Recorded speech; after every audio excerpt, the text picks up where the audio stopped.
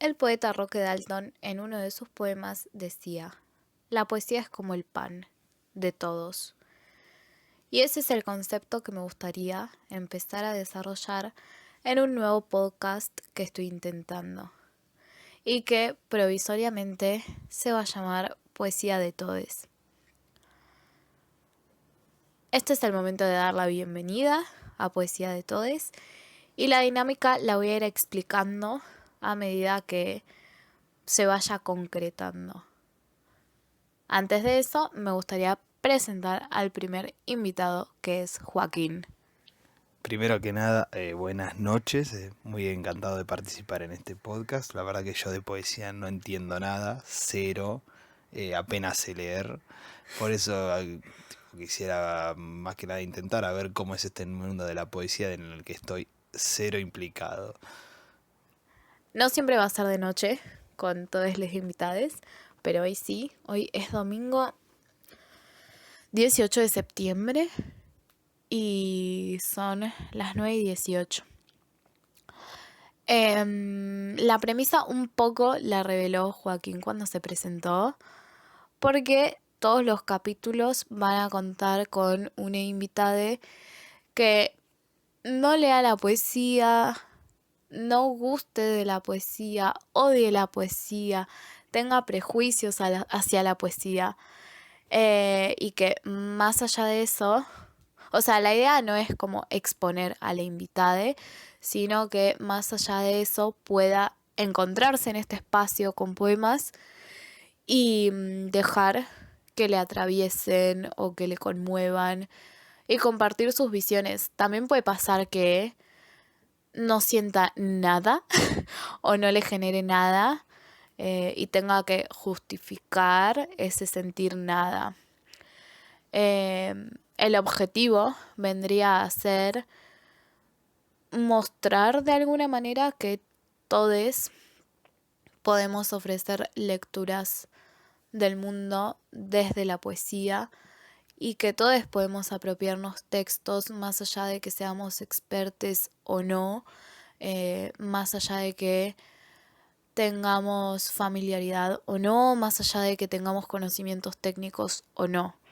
En el arte importa más esa percepción subjetiva, que es la que hace que un artista signifique algo, cobre sentido y que cobre sentido también su huella en el mundo, la prueba material de que esa persona existió. Joaquín,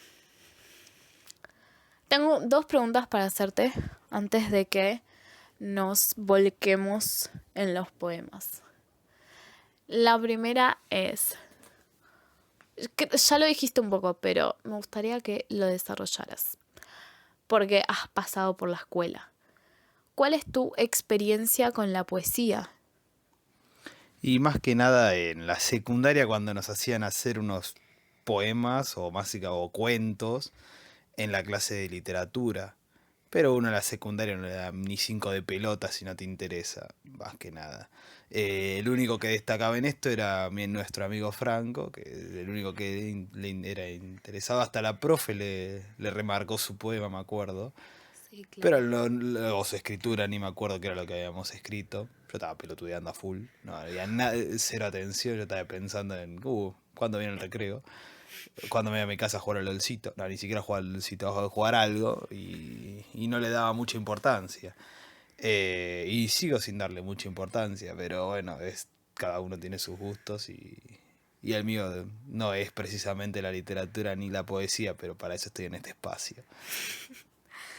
Y la segunda pregunta es, después de esa hermosa apreciación hacia la labor de tu profe, la segunda pregunta es, ¿a qué conclusión llegaste gracias a ese paso por la escuela sobre qué es la poesía? ¿Qué dirías vos a día de hoy, con 25 años, qué es la poesía?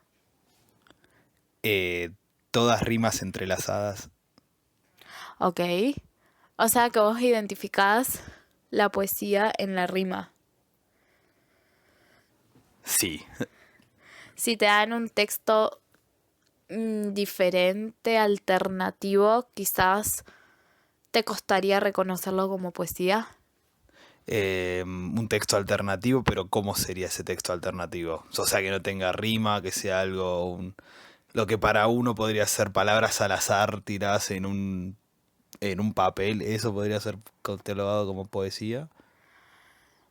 No lo descartaría, pero lo que yo voy a traer son poemas, sí, ¿cómo decirlo? Diagramados en verso. Algunos van a tener rima, otros no. Sobre todo van a explotar lo que son los recursos de estilo. Eh, Eso, no descartaría que alguien pueda llamar poema a una lista de palabras que parezca que se pusieron aleatoriamente. No lo descarto, no es el tipo de poema que te voy a traer. Pero es probable que no haya rimas. Sí versos, pero no rimas. Ok, ¿y cómo esos poemas que abusan o usan o son de alto grado técnico llegan a la gente? Porque el arte trasciende si llega a las personas, si no queda en un cajón vacío y nadie les da pelota. ¿Qué hace que eso llegue a la gente normal? Porque si no, te conocen tres personas y más allá de que a más de uno le puedas cambiar la vida, no llegan al público, digamos. Por eso, estos no van a ser poemas súper técnicos. De hecho, son... hay dos... No, hay tres poemas de poetas contemporáneos. Y hay dos de vanguardistas. Bueno, dos poetas que se salieron un poco de las normas porque tal vez vieron como vos que, que cumplían con las fórmulas y con los recursos de estilo, con la pulcritud del verso, con la prolijidad de la estrofa, pero no con esta faceta del arte que es la conmoción en un otro y que es la posibilidad de que un otro se apropie de tu obra de arte y, y justamente la haga suya. Sí, más que nada porque, como te decía antes, y está muy lleno de esos recursos técnicos que a la vista pueden ser considerados un buen poema, pero se lo das a cualquier persona y te va a decir, esto es una basura, esto es una mierda, o no lo entiendo, o no sé qué tipo, qué es esto, y lo va a descartar rápidamente. Yo por eso creo que tipo el mejor artista no es el mejor, que el que más métodos tiene o mejor escribe, sino el que más le llega a la gente, porque al fin y al cabo es para eso que uno hace arte, ¿no? Para llegar a la gente. Yo creo que sí. Igualmente no podría dejar de considerar la intención porque lo cierto es que hay obras que llegan masivamente, pero que son vistas o leídas o escuchadas acríticamente y que desde mi punto de vista no tienen esa percepción artística, esa concepción artística. Y no lo digo de un modo elitista, sino lo contrario.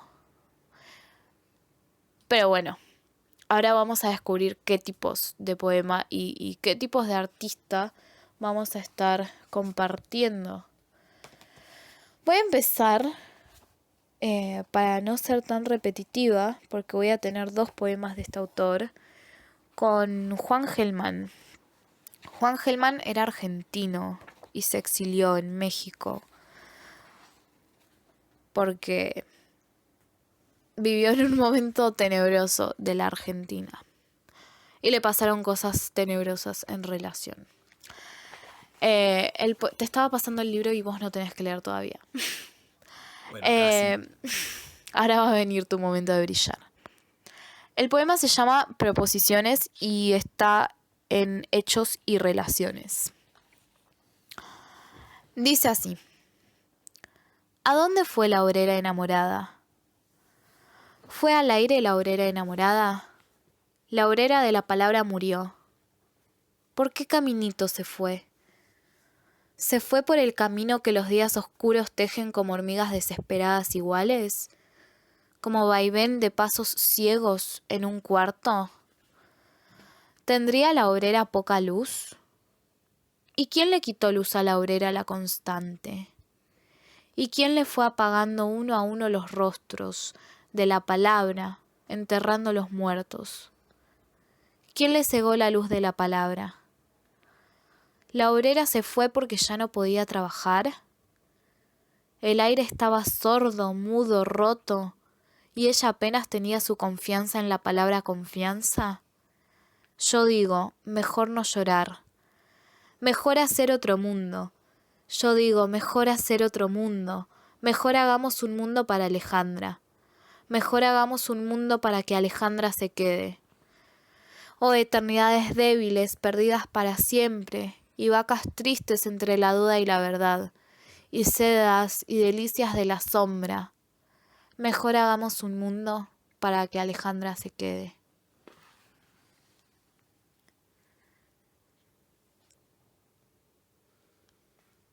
Bueno, ahora viene el momento donde hablas.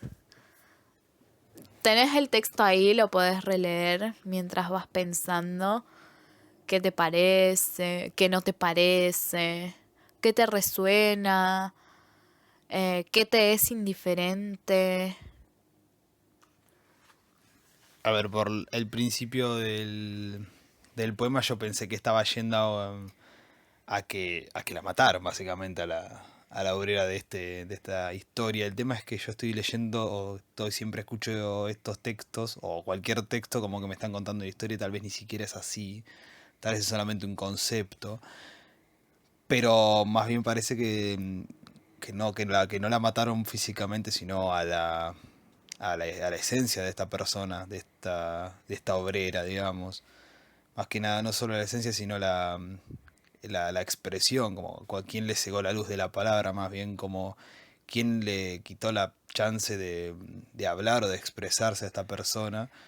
Y por ahí, si lo tomamos con el contexto de que lo escribió, de que se exilió, de que por ahí vivió un momento complicado en nuestra historia, puede tener algo que ver con eso. ¿Qué me produce a mí? Y la verdad que no mucho, más que nada curiosidad por entender qué es lo que me quiere explicar este señor al decir esto, porque no creo que sea algo al azar, esto lo tiene que haber vivido él, porque si no carecería de sentido todo lo que me está diciendo. También me da mucha curiosidad saber quién es esta Alejandra de la que está hablando, eh, si es la misma obrera o si ya está hablando de otra persona, pasando de verso en verso. La verdad es que más que nada lo tomo por ese lado, por el tema de curiosidad de qué le estaba pasando. Vamos a descoser un poco el texto. La información no importa tanto para interpretar, pero sí este poema en particular me parece muy bonito porque no lo escribió en un contexto azaroso, sino que lo escribió para un aniversario del suicidio de Alejandra Pizarnik. Entonces ahí empieza a cobrar más sentido por qué quiere hacer un mundo para que Alejandra se quede. Porque el mundo que conocemos y que conocía ella era bastante decepcionante. O sea, desde el punto de vista de la poeta, ¿no? Cuando habla de obrera enamorada se refiere a que ella era una obrera de la palabra y una obrera de la palabra amorosa que es la poesía, aunque sus versos no abordaran siempre la temática amorosa.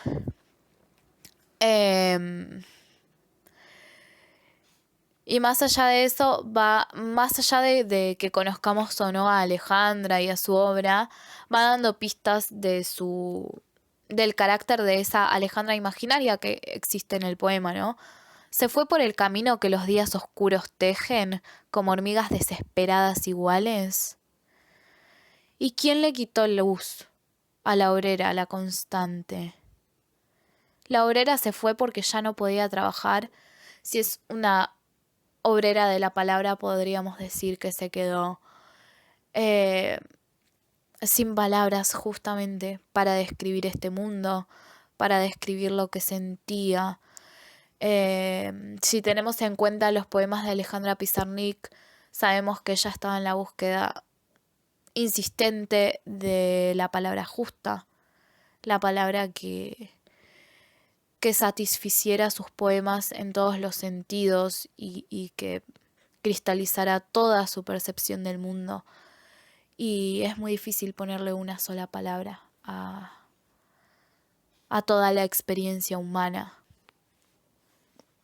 Claro, es más o menos lo que yo estaba pensando, pero yo no tenía ningún contexto ni nada. Eso es lo que yo imaginaba, que era una persona o que básicamente o no la dejaban expresarse o ella misma no encontraba manera de expresarse, y que ella nos había abandonado, pero no sabía si la habían hecho irse, si se había matado, eso ya, esa información no la tenía. Pero más que nada de eso me había surgido mucha curiosidad por saber quién era esta persona de la cual me estaba hablando, porque esto no, se notaba que no era al azar, que era algo muy específico, era como le estaba hablando a alguien o a algo, básicamente. Pero es más que nada eso que saber quién era esta persona. Sí, ya te digo, los datos no son importantes. Alejandra bien podría ser una exiliada o una censurada. En su caso, fue su propia desilusión y su propia muerte la que obviamente censuraron su palabra, pero podría haber sido un agente externo. Y ahí habría tomado más peso también el mejor hagamos un mundo para que Alejandra se quede, un mundo con las reglas mucho más parejas y mucho más libres. Claro, ¿no? Porque más que nada también eso debe ser lo bueno de la poesía, porque no tiene varias interpretaciones como canciones o como cuadros, la interpretación no es solo una. Aunque el señor este haga un poema hacia Alejandra, hacia Pizarnik, más de uno lo puede tomar por otro lado, como yo lo tomé recién, para alguien que no la dejaban hablar o que no la dejaban expresar o a que la mataron como pensé al principio, pero más que nada eso. El tema es que, como te digo, más que eso no me genera en al menos este poema, porque se ve que es algo más enfocado a algo. Aunque como te digo, lo puedo tomar para cualquier lado, no solo el que yo piense. La gracia es esa, igual, que no tengas contexto y que entonces generes interpretaciones nuevas que se alejen un poco de las interpretaciones que ya la crítica hizo exhaustivamente. Vamos con el segundo poema, que es del señor Nicolás Guillén. Sí, ese libro igual, el de Hechos y Relaciones, lo vamos a volver a usar, pero más adelante. Para no copar la parada con Juan Gelman. Ahora vamos con Nicolás Guillén, que en la feria del libro compré muy barato un ejemplar titulado Páginas Escogidas y que tiene una antología de este maravilloso autor cubano. Se titula A veces, o mejor dicho, no se titula, pero son las dos primeras palabras del poema. A veces tengo ganas de ser cursi para decir, la amo a usted con locura. A veces tengo ganas de ser tonto para gritar, la quiero tanto. A veces tengo ganas de ser niño para llorar acurrucado en su seno. A veces tengo ganas de estar muerto para sentir bajo la tierra húmeda de mis jugos que me crece una flor rompiéndome el pecho, una flor y decir, esta flor para usted. Eh, Primer análisis en frío, tremendo simp, pero claro, tipo, más que nada, mucho no puedo desmenuzar, más que el amor irrefrenable que tenía el vaguito este, porque no. Demasiado simp, voy a ser claro, para qué me quiero hacer el interesante, muy simp. Yo no creo que sea un simp.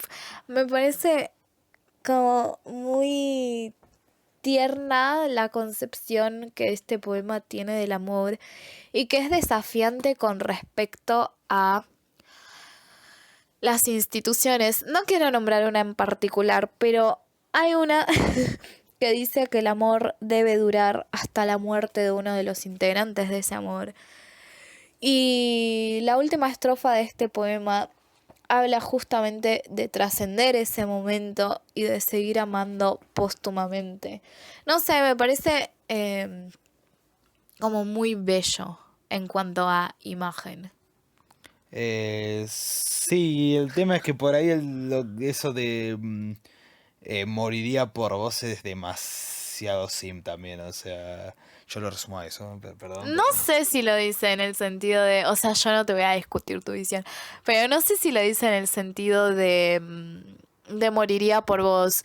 Lo dice en el sentido de, si estuviera muerto, igual tendría para regalarte esta flor porque te seguiría amando, seguiría pensando en vos. No me voy a morir por vos, pero me voy a morir inevitablemente y cuando eso pase, quisiera estar muerto y que de mi pecho salga esta flor y que esa flor sea para vos.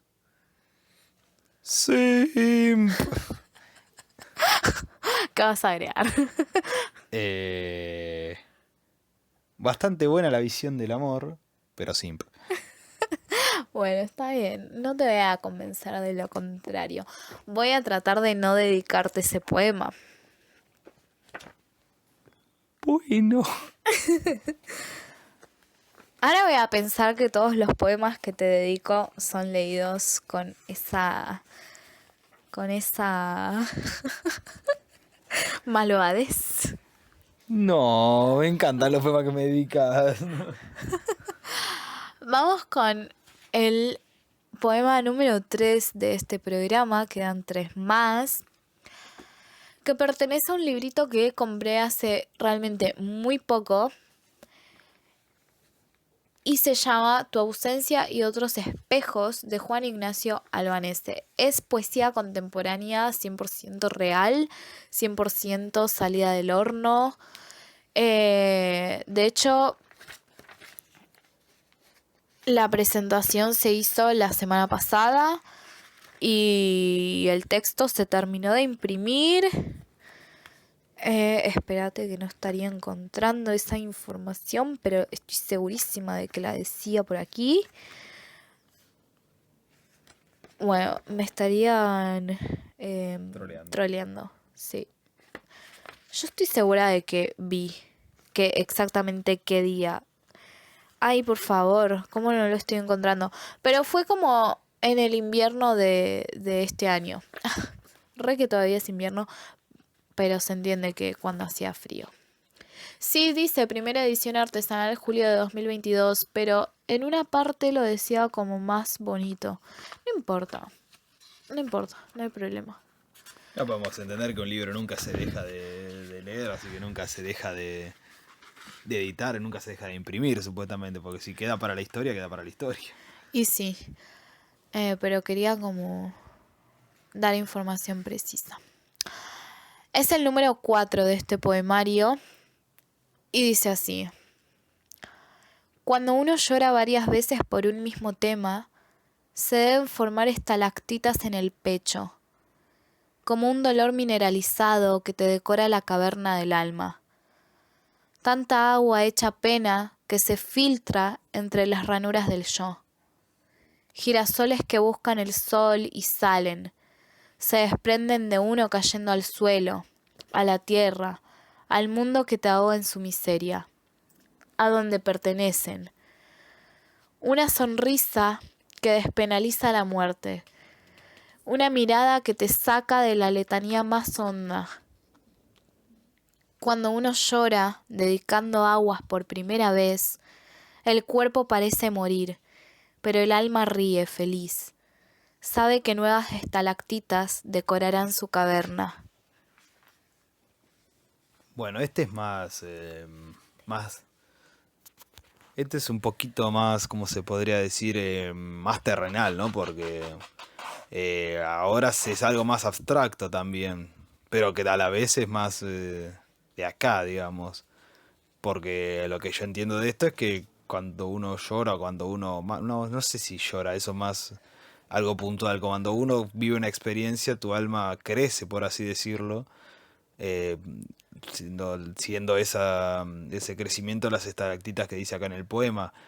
Me parece que, como dice acá, el alma ríe, se hace feliz porque obtiene una nueva experiencia, algo nuevo que la ayorna, digamos, no sé cómo explicarlo.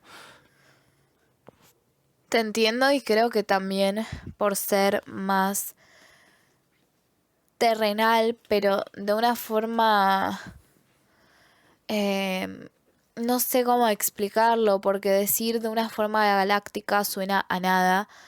Eh, es un poema bien sensorial, por decirlo de alguna manera, eh, como que te invita a imaginarte, a darle cuerpo a todo eso que es abstracto en uno y que también hace que una une, eh, como que reconozca físicamente esos dolores de la experiencia humana y amorosa. Habla de estalactitas, habla del alma como una caverna, habla de ranuras del yo. Le da cuerpo a todo eso de nosotros que no tiene cuerpo y creo que es un acierto que lo haga. Sí, la verdad que al menos tipo lo entiendo y me puedo sentir más identificado, porque bueno, la vivencia, todo el mundo vive, todo el mundo crece, todo el mundo se lastima, todo el mundo se cura de eso, de eso que lo hace daño, y con eso uno crece. Si no te lastimas no creces, si no te pasa algo malo no creces, también si te pasa algo, si no te pasa nada feliz tampoco creces, pero es eso ya la vivencia lo que nos hace más grandes, más que nada. Y me parece que eso es lo que quiere transmitirme este poema. Si no es así es porque no es así, pero bueno, es lo que yo entendí de este tema, del poema este. Ah, este me gustó. Este sí me gustó. Para mí lo entendí. Más que nada por eso. Sí, es lindo llegar al poema a través del entendimiento. Hay muchos poemas que colocan esa primera barrera con palabras súper rebuscadas o imágenes sumamente retorcidas que no permiten que une acceda a la médula del poema. Em, y acá tiene esa ganancia. Lo que sí quería aclarar es que no nos importa qué nos quiso decir el poema en su concepción original, A mí sino... sí. Bueno, yo entiendo que a vos te importe y que busques la verdad verdadera, pero no sé si hay ya verdad verdadera. Como dijo el autor y como me gustaría remarcar y se ha remarcado muchas veces en la crítica literaria, que tampoco nos importa, pero esto es útil. Una vez que el autor publica su obra, ya no es suya y ya su visión de la obra es una lectura más entre las lecturas de los lectores. Como un tema del Indio Solari. Tal cual, exactamente. Juan Albanese igual el Indio Solari. ¿Qué? No importa, son chistes basados en otros chistes. Te voy a leer uno mío. Después vamos a ir con el otro de Hellman y vamos a cerrar con otro mío. Parece un podcast de promoción de mis poemas, pero juro que no lo es. Es que quiero aprovechar el momento para compartir mi arte y sobre todo para compartir mi arte con Joaquín. Este poema es de un libro que no se publicó y que obviamente no sé si se va a publicar, más allá del blog, y se llama Contrato. Dice así. El contrato dice que antes y después, y durante junio, el sol de tu respirar va a cuidarme la docena de lunares. Entonces yo firmo con letra invernal. Y no me arrepiente el verano callado, ardiente de celos porque no busco el tierno alivio tibio, sino tu latir dentro. Dentro de mi carne hay cajas acústicas. Sueno por dentro y estás tan cerca que tus costillas aterrizan colándose entre mis costillas y el volumen se baja. Entonces yo firmo con amores socios. Cicatrizo en tus huesos. Los cuerpos parecen todavía separados dos, todavía separado par, hasta que escucho dos latidos en dos cajas. El contrato se firma hoy, bombeando besos pares. Y bueno, en este caso, como el poema me choca directamente, puedo entenderlo y puedo congeniar mucho con este en particular.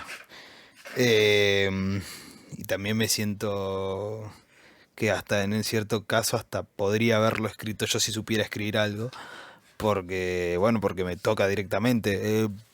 La verdad que me gusta mucho.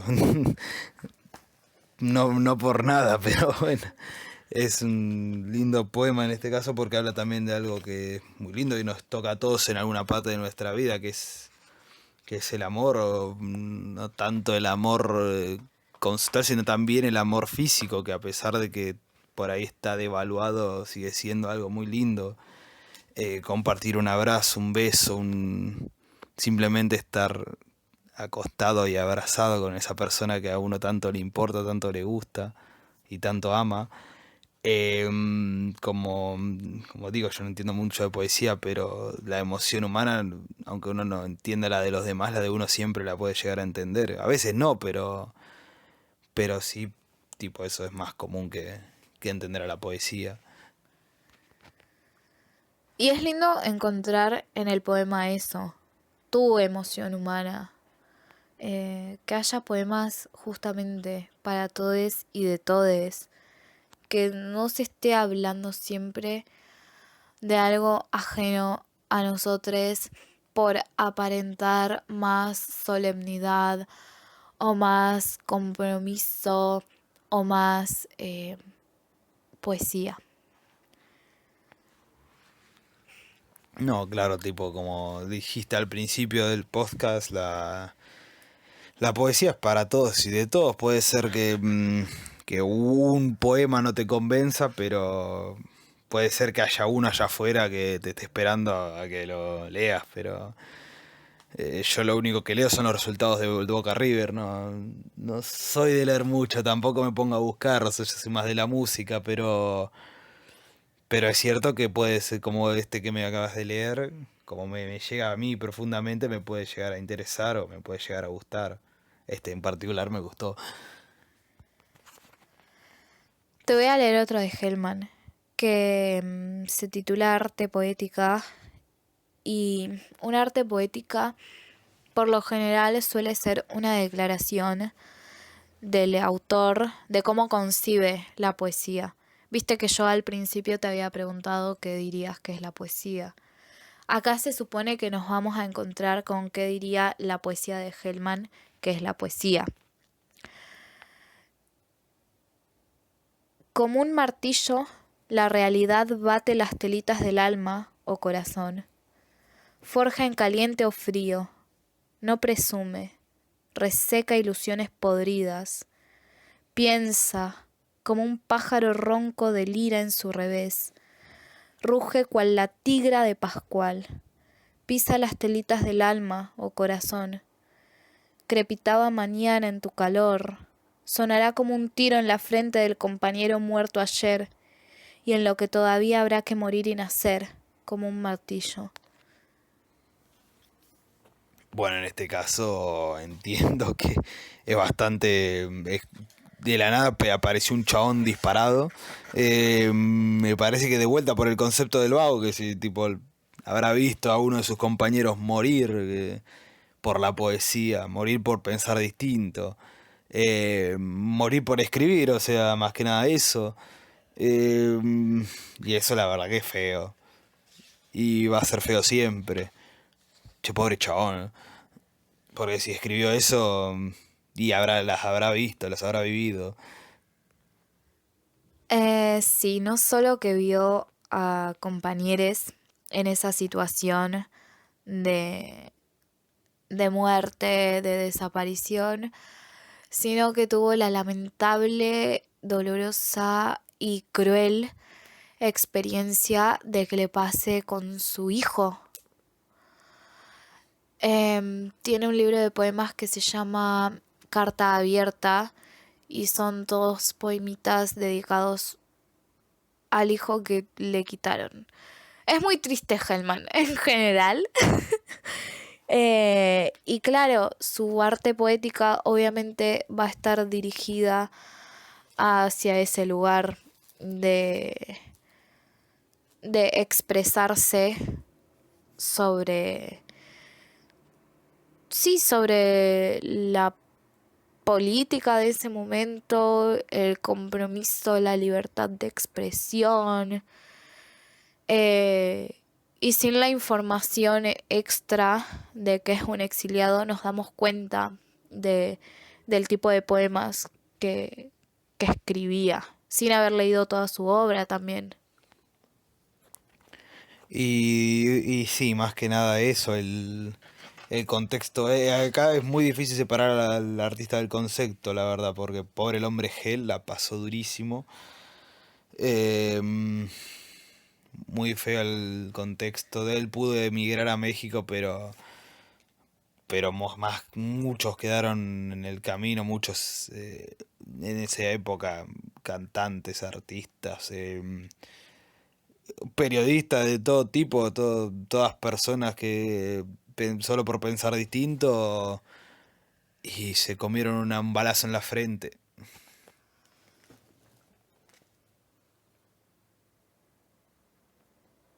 Sí, y además te podés exiliar del país, pero no te podés exiliar del dolor, de los recuerdos, de la muerte.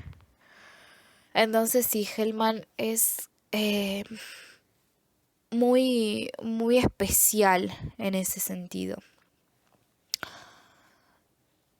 Y suele generar como esta sensación de, de depresión, de angustia. Así que vamos a cerrar con un poema un poco más alegre, también mío y que no voy a explicar nada porque lo arruinaría. No hay que explicar los poemas, hay que dejar que la gente los lea y haga su lectura. Se titula Cuento y dice: 1. No me operaron la vista como a Socorro 10. Lo que me gusta de vos son tus huesos jóvenes, de blanco veinteañero. Lo que me gusta de vos son tus huecos sutiles que relleno con miradas. ¿Qué verás de mi voz? ¿Te gustará la carne que abriga mis temblores? ¿Te gustarán las pieles que visten mis humores? Si vieras mis huesos también, ¿te gustarían o no? ¿Me habrás mirado alguna vez? 2. Me acerco, saquito de huesos. Tengo miedo, no sé qué ves, de mí o de vos o de todo. Tampoco sé qué quiero que veas, porque partes de mí no sé. Solo adivino porque me dijeron. Solo adivino si no me mintieron. Y no entiendo si me gusta o no. Me acerco, saquito de huesos. No veo labios y quiero besar. Quiero sentir huecos de mandíbula chocando antes de tocarse. Y que el tacto me devuelva el cuerpo que no veo y es intermitente. Si no hay nadie no existe. Si no hay nada tampoco existe. 3. Huecos sin huesos para besar. Eso sí veo, o al menos intuyo. ¿Sabrás de tus huecos hermosos? ¿Sabrás de tus huesos que miro y quiero y no dejo de mirar? Entonces, ¿qué sabes de vos? Lo mismo que yo creo... lo mismo que yo creo que no, pero tampoco sabes todo. Me acerco, saquito de huesos. Quizá pueda contarte lo que veo, y no me pienses loca o enferma, como esos otros sacos de huesos que usan los agujeros del cráneo para mirar cuerpos y solo cuerpos, sin preguntarse qué hay detrás, o qué no hay debajo, o por dentro. 4. Si todos estos huesos pudieran tocarse y tocarse al ritmo del miedo, tendríamos una canción de terror, porque hoy me acerco, huesitos, a tantear el terreno de tu visión, a llevarte mi esqueleto y preguntar si sos capaz de verlo sin más, o si recordás la clase de biología. Tengo un miedo, saquito de huesos, porque no sé cómo es mi cabello, ni cómo van a mirarte mis ojos, ni los colores de mi boca o mi cara. ¿Vos qué vas a mirarme primero? ¿Preguntarte tendría sentido? Por suerte, al menos no dudo que la sonrisa la vemos los dos. 5. La voz que tengo está empolvada. No la uso tanto porque nadie habla. ¿Habré podido hacerme escuchar? Espero que hayas escuchado bien. Las palabras que dije las practiqué. Las dije también con los dientes, y mis huesos suspiraron mucho cuando miraste la piel que no veo. Tenés los huesos más expresivos y la voz menos ósea que haya oído. ¿Por qué me gustó tanto hablarte? No puedo olvidar tus costillas, no puedo olvidarme tu cráneo. ¿Se habrá notado que lo miraba? Ojalá no te hayas asustado de mí. Ojalá hayas podido ver de verdad. A ver, lo primero que se me viene a la mente es de vuelta como el poema me llega desde la primera persona, digamos, porque básicamente he vivido eso. La verdad que de vuelta es muy personal, digamos, muy terrenal de otra vez. Eh, ¿Quién no ha mirado a la persona que le gusta y se ha quedado perdido mirándola, pensando qué es lo que hay, qué es lo que me puede ofrecer o qué puedo hacer con ella? En el buen sentido, ¿no? Obviamente. Que ya sonaba re psicópata.